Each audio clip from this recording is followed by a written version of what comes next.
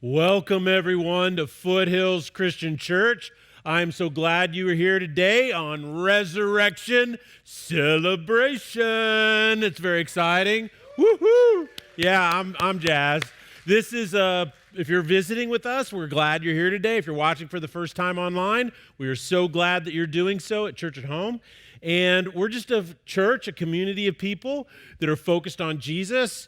And we are hoping that you will get to know him, you'll grow closer to him, that your faith becomes strong, and that you can start to understand and figure out what your life is all about.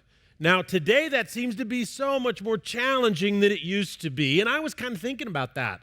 And that is it harder to figure out life today because the way we were raised?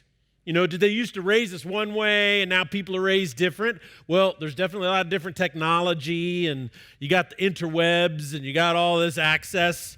But is that what makes life so hard to figure out today? Or maybe it's money. Maybe it's a lack of money or too much money. Maybe it's too many options, not enough options. Or it could be our society. You know, our society seems to make finding love and staying in love so much harder than it ever used to be. Is it our politics?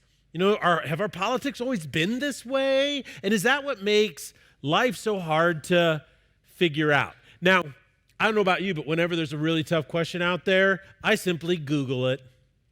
That's what I do. And so that got me to thinking is that, you know, in these big life questions, we could ask Google, but what if Jesus was in an office like Google and we could just go and ask him about the things that make life so difficult and how to figure it out? I wonder what that would look like. Who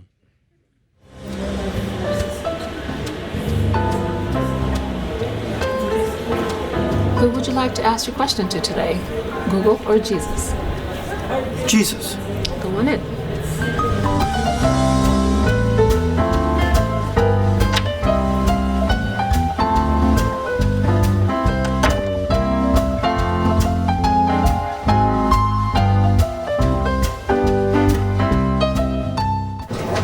What's this strange red dot in my head? Well, there's a 95% chance that it's a cutaneous melanomic melanoma. It's very aggressive, extremely rare, and you only have 4 months to live. I'm gonna die. I'm not ready. I can't believe it's the rarest form of aggressive melanoma. No, that's just as it. But I think you're beautiful no matter what. Aww. How do I measure the volume of a sphere? You should really ask your parents to help you with your homework.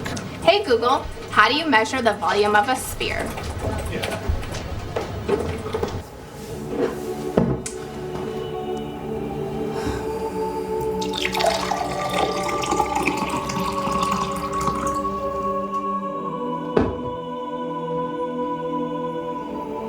I gotta quit doing that. Is Hulip a sport? Is what a what? Can owls walk? Can owls walk? Okay to drink expired milk? No! What happens if drink expired milk? Why did you even ask me? I need to know how to live a great life. This is the Bible, you can read that. Buddhism, that's all about expectations. Hindu, it's an endless cycle of reincarnation, a lot of devotion involved. We've got Islam, 6 pillars of faith. You could also do atheism, I guess. There's not a lot in here, but good luck with that. We also have Kabbalah. Doesn't really matter where you start reading, none of it makes sense anyways. Finally, there's hedonism, all about pleasure, which means there's a lot of pictures.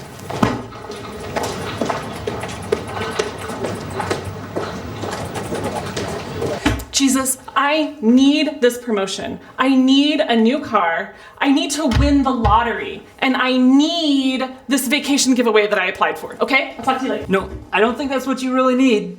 And she's gone. Is Earth flat? I have 1 million results that say it's not flat, and 1 result that says it is. I knew it! Go for Jesus. Another person using my name in vain. Gotta quit doing that. Clogging up the lines. Hey Google, I'm pretty disappointed with my life. This is a little pick-me-up. And this is to balance things out once you're up, and then this is to keep the highs not so high and the lows not so low, and this is to help you think a little more clearly. These are just something a little fun for you. Okay. What are those? Shock therapy, just in case. Are you feeling better? What can I do for you? I need to understand the point and the purpose in my life. Why am I here? Is there a meaning to it all? I'm not thirsty. Oh, yes, you are. You're thirsty in your soul. And if you drink the water I give you, you'll never thirst again.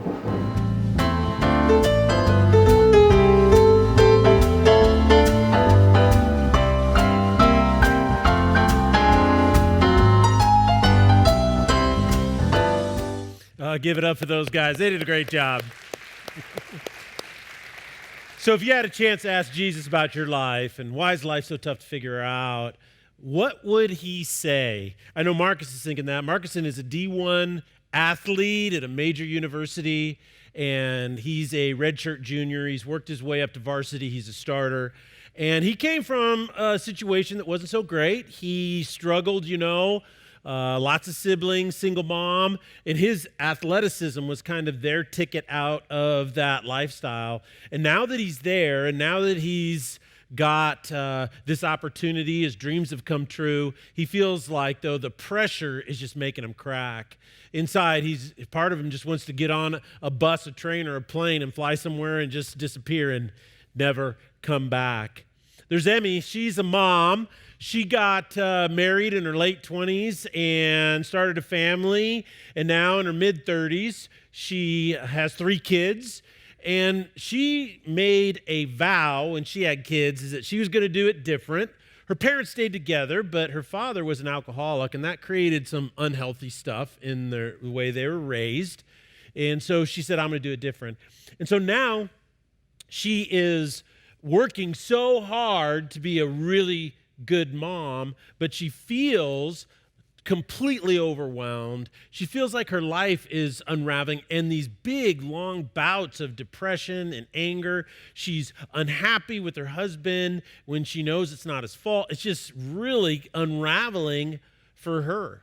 And then there's Juanita. She is the child of second-generation immigrants, grew up in America, and her dad was a laborer, just a real kind of a gentle-souled guy, kind of quiet.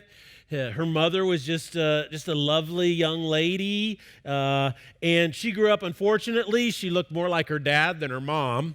And so when she went to middle school, she was kind of going through all these changes and hormonal changes and stuff like that. She had a lot of struggles about this, a lot of pressure. She didn't fit any of society's models of what, pretty young girls look like. And so she was really struggling with that. She went to see a counselor, and the counselor said, well, I think your problem is that you're actually a guy trapped in a girl's body.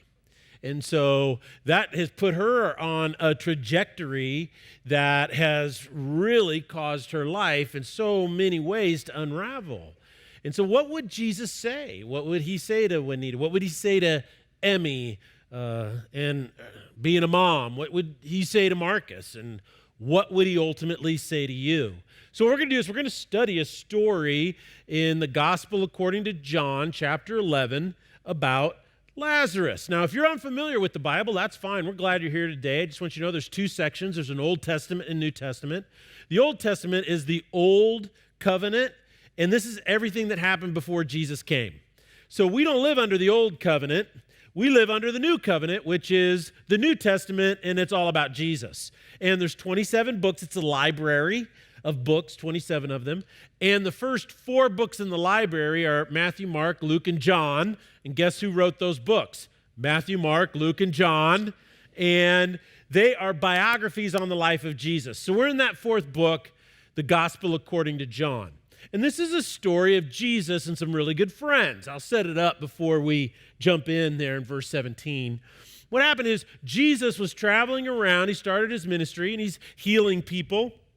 And he comes across Mary. He meets Mary, and then he meets Mary's sister Martha, and then he meets their brother Lazarus. And they kind of become really good friends. And so anytime Jesus is traveling through Bethany where they lived, he would stop and stay with them. Well, Lazarus gets really sick. They think he might die. And so they send word to Jesus, Jesus, please come. Lazarus, the one you really love, your good friend, your BFF, he's really sick. Well, Jesus waits a couple of days before he goes, and we're going to pick up when he finally arrives at Bethany in verse 17. Now, on his arrival, Jesus found that Lazarus had already been in the tomb for 4 days. So Lazarus ended up dying. Now, Bethany was less than 2 miles from Jerusalem, and many Jews had come to Martha and Mary to comfort them in the loss of their brother. Now, this is very common in that culture, and that is that when somebody close passed away, people would come, they would stay with you for a week or longer, they'd bring food, and they just comfort you in this process. Now, when Martha heard that Jesus was coming, she went out to meet him. So before he gets into town, she kind of walks out to meet him. Lord, Martha said to Jesus, if you had been here, my brother would not have died. But I know that even now God will give you whatever you ask. And Jesus says to her, your brother will rise again. And Martha answered, I know he will rise again in the resurrection at the last day. Now, the Jews had this belief, and that is that history will eventually end. And at the end of history, all the Jewish people will be raised up by the Messiah in bodily form. So that's what she's referencing. But then Jesus says something that basically says, no, I'm talking about something different. And this is what he says.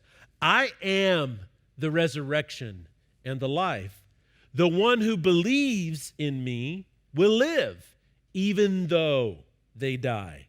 And whoever lives by believing in me will never die. Do you believe this? Yes, Lord, she replied, I believe that. You are the Messiah, the Son of God, who is to come into the world. And after she had said this, she went back and called her sister Mary aside. The teacher is here, she said, and he is asking for you. When Mary heard this, she got up quickly and went to him. Now, Jesus had not yet entered the village, but was still at the place where Martha had met him. And when the Jews who had been with Mary in the house, comforting her, noticed how quickly she got up and went out, well, they followed after her, supposing she was going to the tomb to mourn. And when Mary reached the place where Jesus was and saw him, she fell at his feet and said, Lord, if you had been here, my brother would not have died. Are you hearing a recurring theme here? Jesus saw her weeping, and the Jews who had come along with her also weeping, and he was deeply moved in spirit and troubled. Where have you laid him? He asked. Come and see, Lord, they replied. And then this is the shortest verse in the New Testament, the whole Bible actually. Jesus wept. And it's renowned not for its shortness, but because of its content. Here you have God who became man in the incarnation, Jesus who could heal the blind, heal the sick, the paralytic. He could make walk.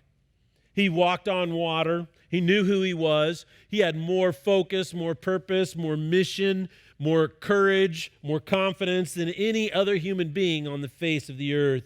And in the midst of all this death, he wept. It says, then the Jews said, see how he loved him, meaning Lazarus. But some of them said, listen to this, could not he who opened the eyes of the blind have kept this man from dying? They say it again. So Jesus, once more deeply moved, he comes to the tomb. It was a cave with a stone laid across the entrance. Take away the stone, he said. But Lord, Martha, the sister of the dead man, said, by this time there is a bad odor, for he has been in there for 4 days. Even if you're going to do a great sermon illustration, this is not a good idea. Jesus says, did I not tell you that if you believe, you will see the glory of God? So they took away the stone. Jesus looked up and said, Father, I thank you that you have heard me. I knew that you have always heard me, but I said this for the benefit of the people standing here so that they may believe that it is you who sent me. And when he said this, Jesus called out in a loud voice, Lazarus, come out. And the dead man came out, his hands and feet wrapped with strips of linen and a cloth around his face. And Jesus said to them, take off the grave clothes and let him go. Now, this story has a lot to say to you and me.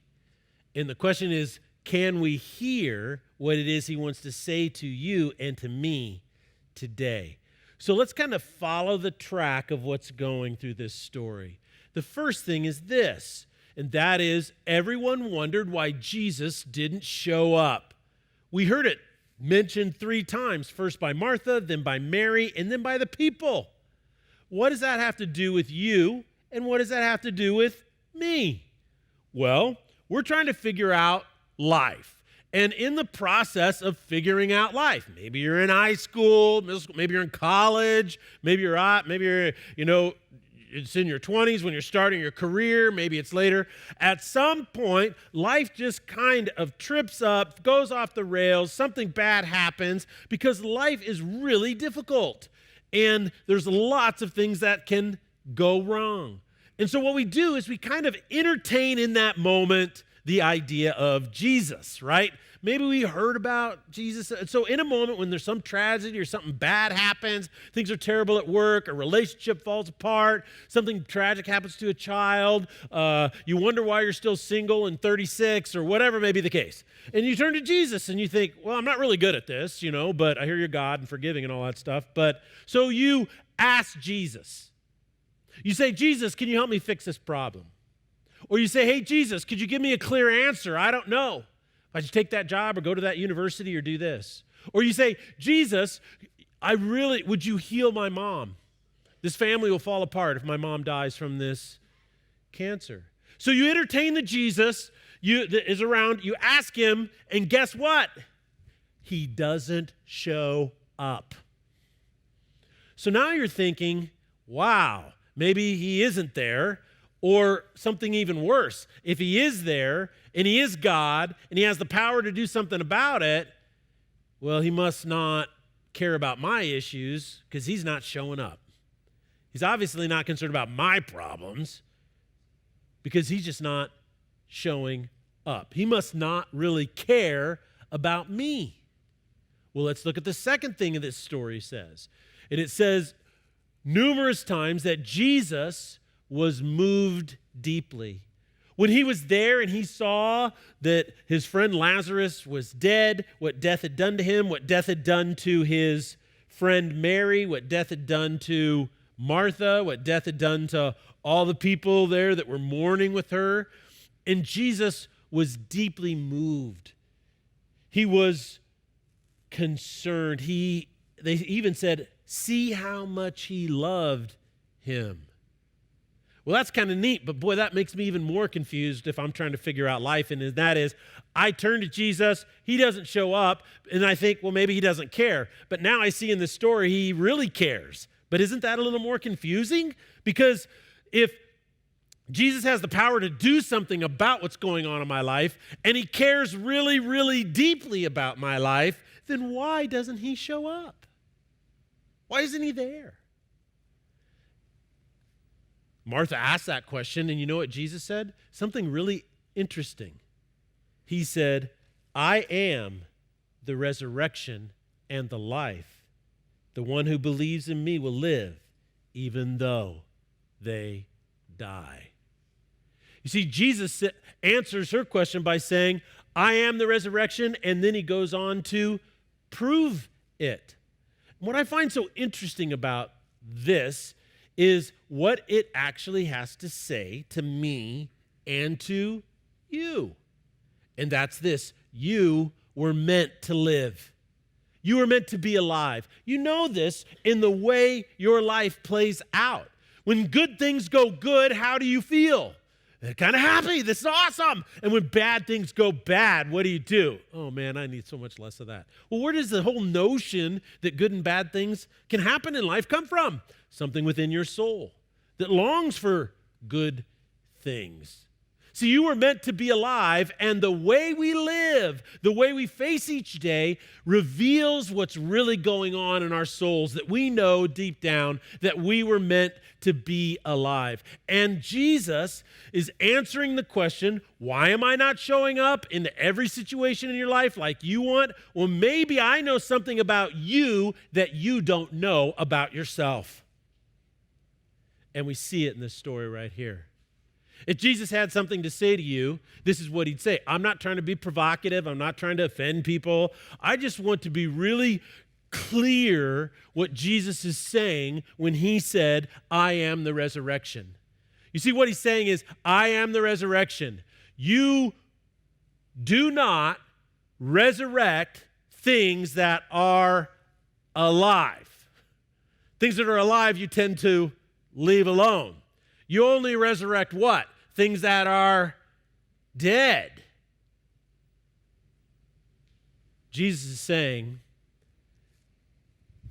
the reason why life is so hard to figure out, the reason why I'm not showing up in the way you want, is because you're dead and you don't know it. You're dead. Now, I'm not trying to be provocative. I'm just trying to be clear on what Jesus is saying to us. Marcus is under so much pressure in his life. He feels his life unraveling, even though his dreams are coming true, and he doesn't know how to deal with it or handle it because deep down he doesn't realize he's dead. See, he thinks he's alive. This is what society has told him. Oh, this is real living. And then he starts to get it, and what's happening? It's crushing him. Emmy is wondering why she feels the way she's doing, or the reason why she worked so hard to make things right, and now it's basically unraveling her psyche as a mom, is because she's dead. She's dead, and she doesn't really know that. See, society says, oh, man, you're fine, you're great. Juanita is just trying to make herself alive. She's trying to find an answer by changing the outside. But the real question is on the inside. She's dead and she doesn't know it. See, we're dead because we live in a culture of death. And we don't even know it. See, we walk around, we think, oh, we got everything. We're so wealthy. We're so well off. We got air conditioning and we got Bose stereos in our car, man. But all that is a distraction from the fact that our souls are dead and we don't know it. We think we're alive, but we're really not, because our culture of death is sucking the life out of our soul. Many, many years ago, I worked at a funeral home, and boy, there's a lot of interesting stories there. I used to tell them years and years and years ago. Maybe I'll take a lap around that track again and tell you some of those stories. But one of the things that was really interesting is when people would die, I'd have to call. Part of my job was I would call, and I would say, hey, I'd call an ambulance to go down, pick up the hospital, would call. And the hospital always called and said, yeah, they're in room 222. So I was thinking, man, if you're ever in the hospital, do not go to room 222. Say, if you're a patient, do not put me in that room. But we go pick them up, and they bring it back. And what they would do is they would embalm the body. They'd embalm the body, and they'd put a fluid in there that maintained the color of the skin and kept it. It's like a preservative, kept it from decaying. And then what they would do is they would bring clothes, and they bring makeup, and they bring a hair person, and they would put makeup on them, and they do up their hair. And what they did is they spent 2 or 3 days making it look like the dead person wasn't dead. That's the culture you live in. So no wonder we're dead and we don't know it. And in our deadness, we look to God and we say, okay, time to show up. And he says, I am the resurrection and the life. And you're like, stop changing the subject, Jesus, because this is my issue that I'm dealing with right now. Can you kind of get back on track? The main point of what he's saying to us is this, is that the reason why life is so hard to figure out is because we are living in a culture of death, and we are dead, and we don't even know it. I'm not talking about our economy. I'm not talking about our politics. I'm not talking about our mass media or any other thing. What I'm talking about is our souls, our spirit. And this is why the resurrection is so important. It's so critical because what we're doing is we're not celebrating an event in the past that happened and was really, really cool, and you look back on it and hope people don't forget. Like the guys down there, at the regional place with WW2 hats on, and they talk about, during WW2, we really gave to them Germans, didn't we? And we all remember that, and they go, too bad all those young whippersnappers don't remember that anymore. A lot of people think that's what you do. That's why you go to church once a year, because, I've got to remember that thing that happened and that was really cool. I can't remember. But what we don't realize is that that's not what we're celebrating. What we are celebrating right now is that Jesus is the resurrection and the life, and he is taking dead things and making them new right here, right now, in this place and in your life. That's what we're celebrating. And that's why it's so important, is because we have to face the fact that we were dead and we need to be made alive. You wonder why things aren't going right in your marriage sometimes, or you're not on the right track? Maybe it's because you need to be made alive. Two people that are dead can't fix a bad marriage. It's not going to happen. Are you wondering about your kids and, maybe they're teenagers and you're wondering about the track they're on and how are they going to navigate this world with all the crazy stuff our society is telling them to do right now? Well, you're not going to navigate it very well if you're dead, because your compass don't work when you're dead. There's no north. See, I go on and on, but I think you get the picture. And the thing is that right here, right now, in this day, you're here for a reason to hear what Jesus has to say to you. And that is if you're dead, it's time for you to start living. If you're dead, it's time for you to come alive. And you can't come alive until you realize that I am the resurrection. Only I can bring you back to life, to make a dead thing living again. That's the gospel. That's who Jesus is, and that's what he did, and that's what we celebrate. Maybe it's time for you to say to yourself, I need that.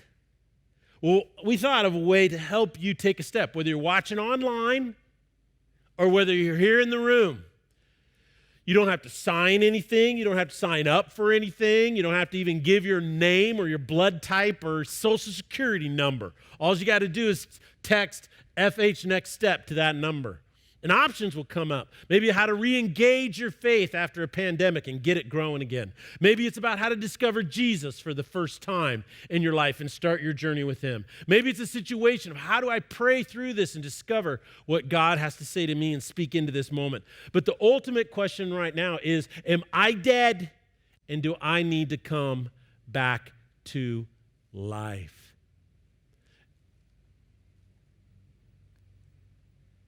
On Friday, Peter was denying, and Mary, she was crying. The apostles had scattered and were running, and Satan, he was laughing. On Saturday, a stone was sitting, a soldier standing, Satan winning, and hope was dying.